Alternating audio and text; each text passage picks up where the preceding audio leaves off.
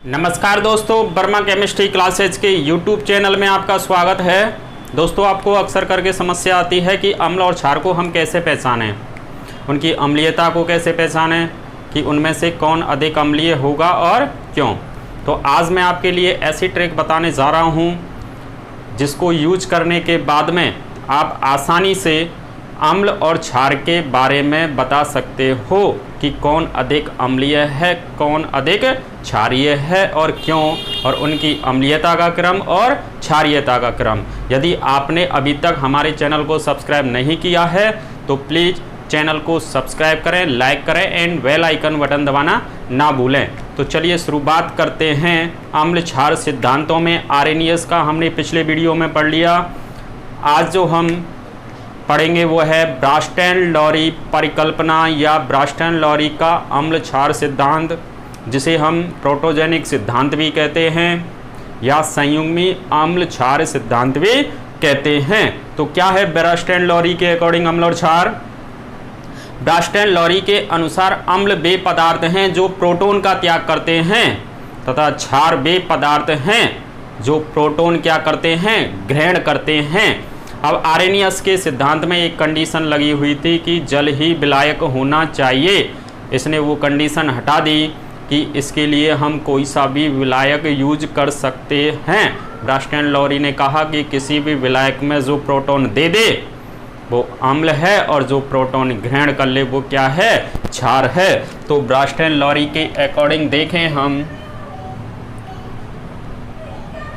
Proton donor जो species है वो तो क्या कहलाएगी, अम्ल, एसिड, और जो प्रोटॉन ग्रहण करेगी, प्रोटॉन एक्सेप्टर स्पीसीज जो होती है वो क्या कहलाती है, बेस कहलाती है। और यहाँ पर इसने कंडीशन क्या लगा दी थी कि एनी सॉल्वेंट में बी यूज्ड, यानी हम इसमें कोई सा भी विलायक यूज कर सकते हैं। इसके अकॉर्डिंग जब अम्ल और संयुग्मी क्षार जब पहचानेंगे तो उसके लिए क्या तरीका बताया इसने कि अम्ल यानी एसिड जो है बराबर होता है जैसे बेस, इसमें क्या करते हैं हम एक H प्लस, बेस में हमने ये और ये माइनस, या क्या कर सकते हैं अपन OH माइनस। इसने कहा था कि एसिड में हमेशा एक प्रोटॉन ज़्यादा होगा, ये एसिड में क्या होगा, हमेशा एक प्रोटॉन ज़्यादा होगा या एक OH क्या होगा, कम होगा। तो इससे क्या पहचानेंगे हम, अम्ल और उसका संयुग्मी क्षार, या क्षार होगा तो उसका क्या हो बनेगा, संयुग्मी अम्ल।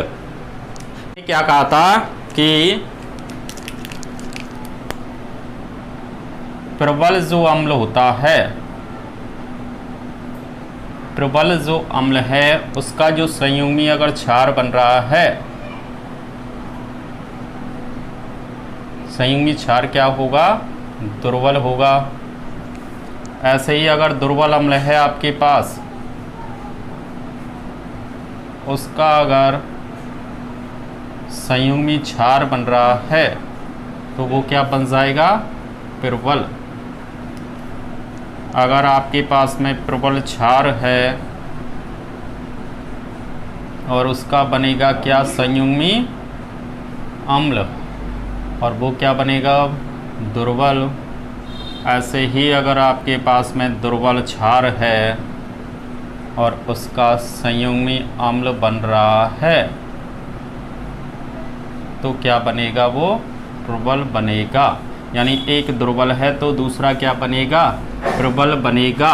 संयुग्मी अम्ल क्षार के अकॉर्डिंग हम देखें तो एग्जाम्पल अगर लें इसमें से, देखिए कि अगर NH3 ये एग्जाम्पल है, प्लस इस पर H2O की रिएक्शन कराई, ये बन गया NH4 प्लस OH माइनस।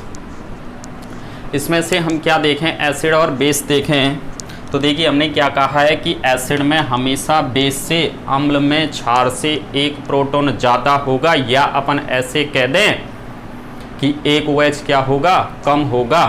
तो देखिए इसकी तुलना हमने इससे की तो इन दोनों में एक प्रोटॉन इसमें ज़्यादा है, इसका मतलब ये तो क्या बन जाएगा बताओ, एसिड। और ये क्या बनेगा बताओ, इसके करस्पॉन्डिंग बेस बन जाएगा। ये अम्ल है, ये इसका क्या बनेगा, संयुग्मी क्षार। तो ये आपस में संयुग्मी अम्ल क्षार कहलाएंगे। ऐसे इन दोनों में देखें, ये आपस में संयुग्मी अम्ल क्षार हैं, तो इन दोनों में देखा और इसमें कंपैरिजन की हमने, तो देखिए इसमें क्या है, एक प्रोटॉन ज़्यादा है, इससे एक प्रोटॉन ज़्यादा है, तो इसका मतलब ये एसिड कहलाएगा और ये क्या कहलाएगा, बेस कहलाएगा। एसिड बेस रिएक्शन होती हैं जब आपको मालूम पड़ जाए कि एक एसिड है, एक दूसरा उसके करस्पॉन्डिंग हमेशा क्या होगा, बेस होगा। जैसे ये बेस है तो ये दूसरा वाला क्या है, एसिड ही होगा। यहाँ पे ये एसिड है तो इसके साथ में क्या बनेगा, बेस बनेगा। और एग्जाम्पल देख सकते हैं हम दूसरा,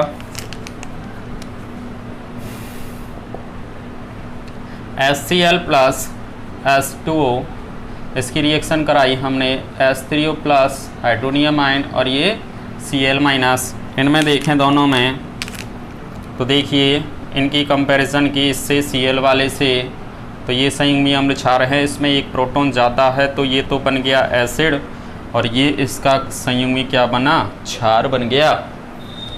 ऐसे ही इन दोनों में देखें, इसमें एक प्रोटॉन ज़्यादा है, तो ये तो क्या बनेगा, एसिड और ये क्या बनेगा, बेस। ऐसे हो जाएंगे। अगला एग्जाम्पल देखें, जैसे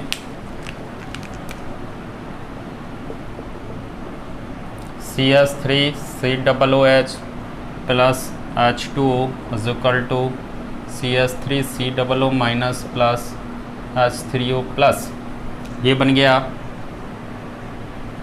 इन दोनों में देखें, ये संयुग्मी, इसमें एक प्रोटॉन ज़्यादा है तो ये बन गया एसिड और ये क्या कहलाएगा, बेस।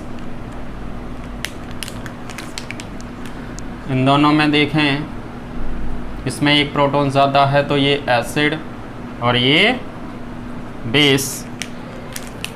अगला एग्जांपल देखिए, HClO4 प्लस H2SO4 और ये बन गया H3SO4 प्लस ClO4 माइनस।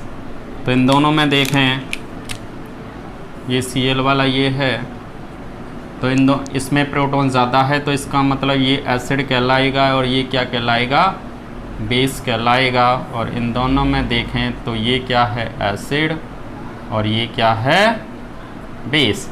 तो रिएक्शन में हम ऐसे देख सकते हैं, एसिड और बेस। इसके लिए आपको क्या करना है, केवल एक प्रोटॉन देखना है, जिसमें एक प्रोटॉन ज़्यादा है वो क्या कहलाएगा, एसिड कहलाएगा, और कम वाला क्या कहलाएगा, बेस कहलाएगा। अब देखिए एग्जाम में आपसे क्या क्वेश्चन पूछ लेता है कि कोई अम्ल देगा, उसका पूछेगा आपसे कि इसका संयुग्मी क्षार बताइए, या क्षार दे के आपसे क्या पूछ सकता है, उसका संयुग्मी अम्ल। तो कैसे क्वेश्चन आते हैं, देखिए हमने कहा यहाँ पर ये अम्ल लिया हमने और यहाँ इसका बना रहे हैं संयुग्मी क्षार, ये क्वेश्चन है और इधर यह है ये आंसर। तो देखिए आपसे अगर जैसे ऐसे कह रहा है कि HCl इसका संयुग्मी क्षार बताइए, तो हमने अभी बताया था आपको कि संयुग्मी अम्ल और क्षार में एक प्रोटॉन का अंतर होता है। अम्ल में हमेशा एक प्रोटॉन क्षार से ज़्यादा होगा या एक OH क्या होगा, कम होगा।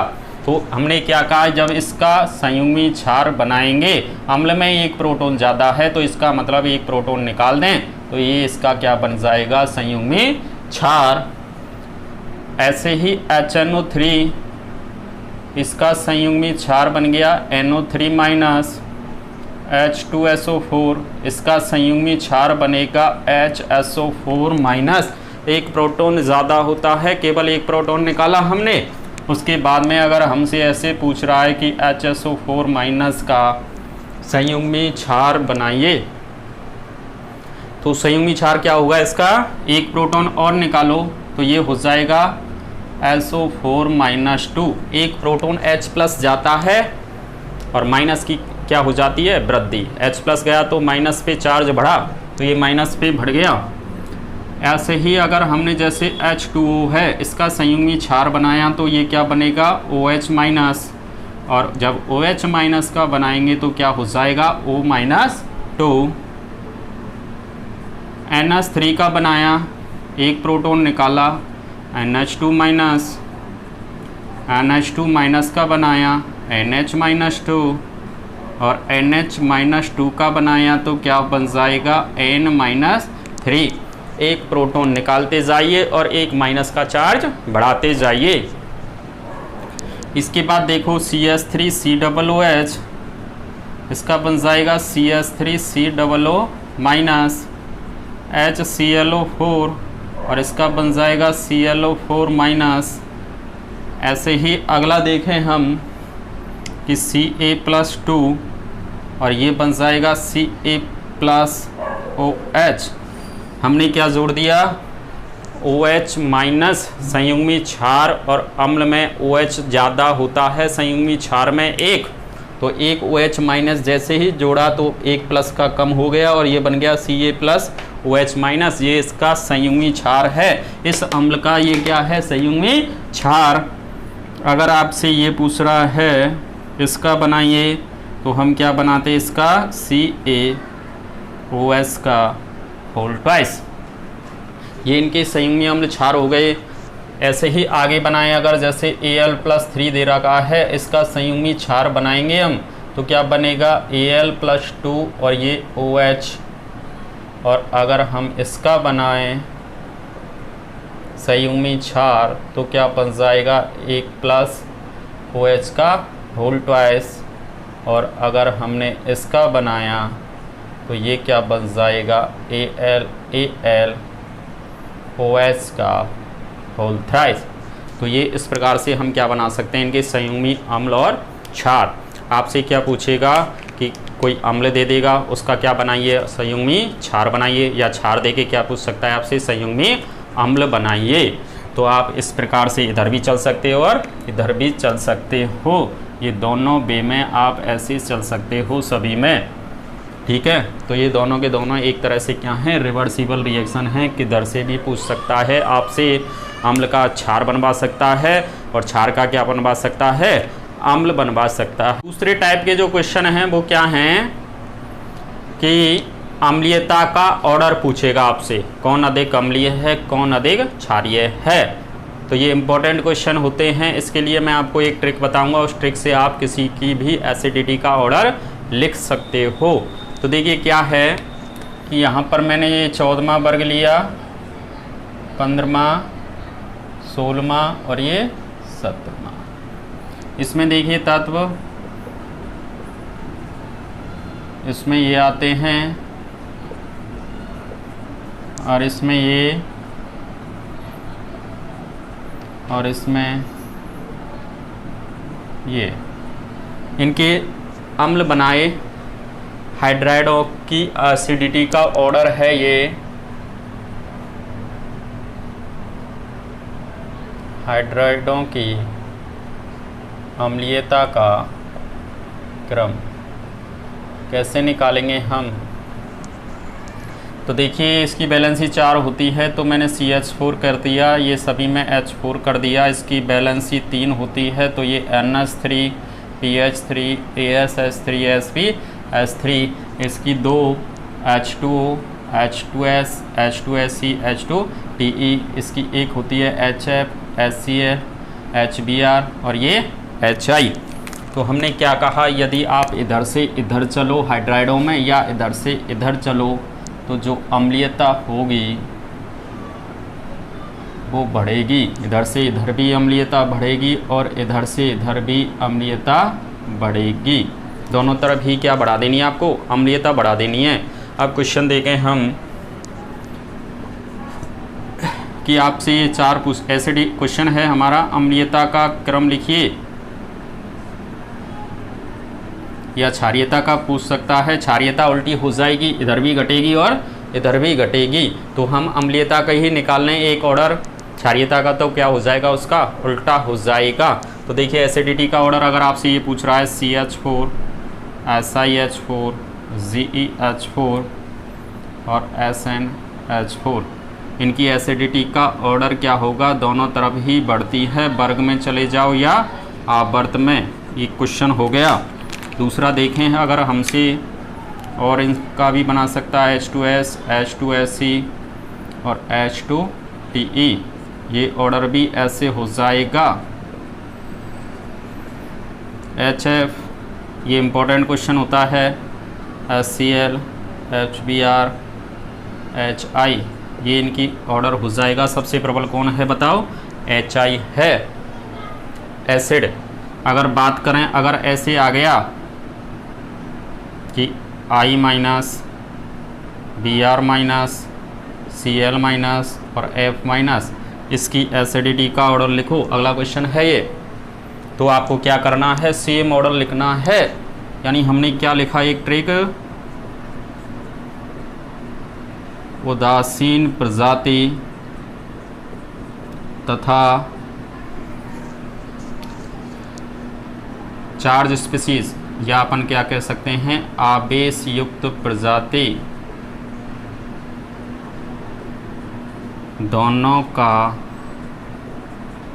क्रम एक ही बात है। ये सीधी सी ट्रिक आपको याद रखनी है। यानी कि ये किससे मिलकर बना था? हाइड्राइड देखिए, इसके HF, HCl, HBr और HI, एक एक H देने पर जो बन रहे थे वही इनकी एसिडिटी का ऑर्डर होगा। यानी HI इसमें क्या था? प्रबल अम्ल, तो ये इनकी एसिडिटी का ऑर्डर भी यही हो जाएगा, सेम। तो आपको इस टाइप के क्वेश्चन ऐसे करने हैं।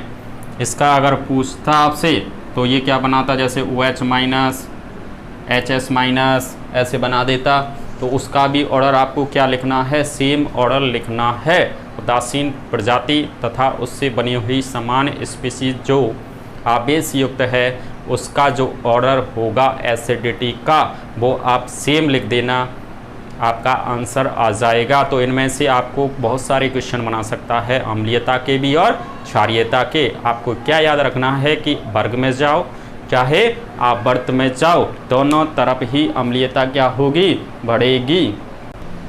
अब इसके बाद देखिए इस सिद्धांत में क्या है कि विलायक या विलयन के प्रकार प्रोटॉन देने या ग्रहण करने की प्रकृति के आधार पर, यानी हम ऐसे कहते हैं प्रोटॉन के आदान प्रदान के आधार पर विलयन या विलायक के प्रकार। तो देखिए पहला है अम्लीय या प्रोटोजेनिक विलायक कहते हैं या विलयन कहते हैं। तो प्रोटोजेनिक या अम्लीय, प्रोटोजेनिक यानी नाम से स्पष्ट हो रहा है प्रोटॉन देने वाले ऐसी स्पीसीज हैं जिसमें H+ आयन या तो देने यानी त्यागने की प्रवृत्ति हो या OH माइनस क्या हो? ग्रहण करने की प्रवृत्ति हो, वो अम्लीय या प्रोटोजेनिक कहलाते हैं। इनके एग्जाम्पल की बात करें तो एग्जाम्पल हैं जैसे HCl, HNO3, H2SO4, H2O और NH3। एक स्पेशल बात क्या है, अगर आपसे एग्जाम्पल पूछ रहा है तो देखिए H2O और NH3 जो होते हैं वो अम्लीय में भी हैं यानी प्रोटोजेनिक भी हैं और क्षारीय में भी हैं, यानी ये प्रोटॉन ले भी सकते हैं और दे भी सकते हैं, इसलिए इनको उभय प्रोटिक भी कहते हैं। देखिए यहाँ उभय प्रोटिक में भी रखे गए हैं। तो यानी इन दो को याद रखेंगे तो 3 टाइप के एग्जाम्पल तो हमको वैसे ही याद हो गए। प्रोटोजेनिक जो प्रोटॉन दें, ये सभी प्रोटॉन देने वाली स्पीसीज़ हैं। ये HCl है, H+ Cl माइनस में टूट जाएगा यानी Cl माइनस बन गया, H+ दे सकता है। ये सभी स्पीसीज जो हैं वो प्रोटॉन दे सकती हैं। यदि इनकी सामर्थ्य की बात करें तो सामर्थ्य क्या होगी प्रोटोजेनिक के लिए? पॉजिटिव, उदासीन और नेगेटिव, यानी धनात्मक, उदासीन और ऋणात्मक, यानी समान प्रकार की स्पीसीज के लिए कह रहे हैं। यानी इससे जो क्वेश्चन आएगा वो किस टाइप का है? निम्न में से कौन प्रबलतम प्रोटोजेनिक है? प्रोटोजेनिक देखिए जिसमें क्या है पॉजिटिव वाला, समान स्पीसीज की बात कर रहे हैं तो पॉजिटिव की सामर्थ्य क्या होगी सबसे ज़्यादा? तो देखिए H2O, OH minus, H3O plus, none, इनमें से कोई नहीं। तो हमने देखा इन सभी में H+ किस में ज़्यादा हैं? इसमें है समान प्रकार की प्रजाति के लिए। तो ये क्या कहलाएगा बताओ? सबसे अधिक प्रबलतम प्रोटोजेनिक। ऐसे ही अगला देखें हम क्षारीय प्रोटोफिलिक, ये इसका उल्टा हो जाएगा, उल्टी डेफिनेशन लिख दी हमने। ऐसी स्पीसीज हैं जिनमें यहाँ H प्लस त्यागने था, इसलिए हमने यहाँ क्या कर दिया, H प्लस ग्रहण करने या OH माइनस आयन त्यागने की क्या हो, प्रवृत्ति हो। तो एग्जाम्पल देखिए, Ca प्लस OH, CaOH का ये क्या त्याग सकते हैं बताओ, OH त्याग सकते हैं, S-2 या H प्लस क्या कर सकते हैं, ग्रहण कर सकते हैं, और H2 और NH3 तो हमने बता दिए कि ये प्रोटॉन देंगे भी और प्रोटॉन ले भी सकते हैं। क्वेश्चन है देखिए, निम्न में से कौन प्रबलतम प्रोटोफिलिक है। तो देखिए इसकी जो सामर्थ्य का ऑर्डर होता है वो इसका उल्टा होता है, माइनस नेगेटिव यानी न्यूट्रल और पॉजिटिव। तो नेगेटिव चार्ज किस पर ज़्यादा है, समान स्पीसीज के लिए ही देखना है, नेगेटिव चार्ज इस पर ज़्यादा है, तो इसका मतलब ये ज़्यादा प्रोटोफिलिक होगा, ये आंसर आ जाएगा इसका।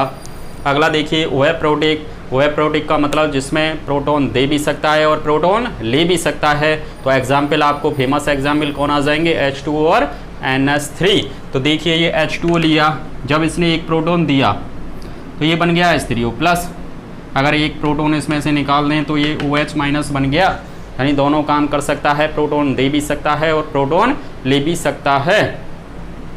NH3 को देखिए, जब इसने एक प्रोटॉन लिया, इसको NH3 को एक प्रोटॉन दिया है तो ये NH4 प्लस बन गया, और एक प्रोटॉन अगर इसमें से निकाल दिया जाए तो क्या बन जाएगा, NH2 माइनस, ये भी उभय प्रोटिक हो गया।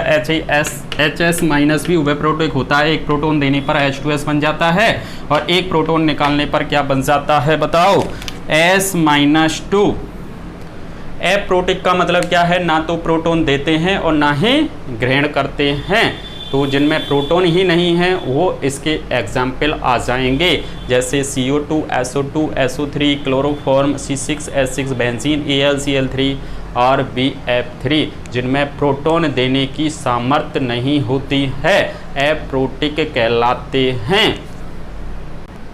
अब देखिए इस सिद्धांत की कमियां क्या थी।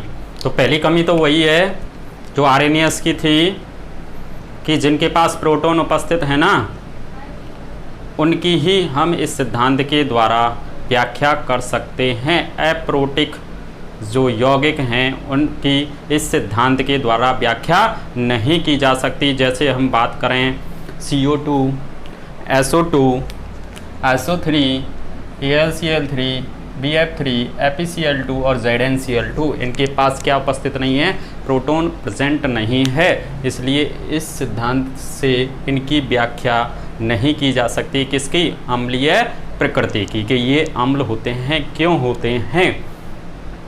दूसरी जो कमी थी क्या थी कि यह सिद्धांत केवल द्रव विलायक में ही, ये कंडीशन लगी हुई थी कि विलायक कैसी अवस्था में ही होना चाहिए, द्रव अवस्था में ही होना चाहिए, तभी हम उसकी अम्लीय प्रकृति की क्या कर सकते हैं, व्याख्या कर सकते हैं।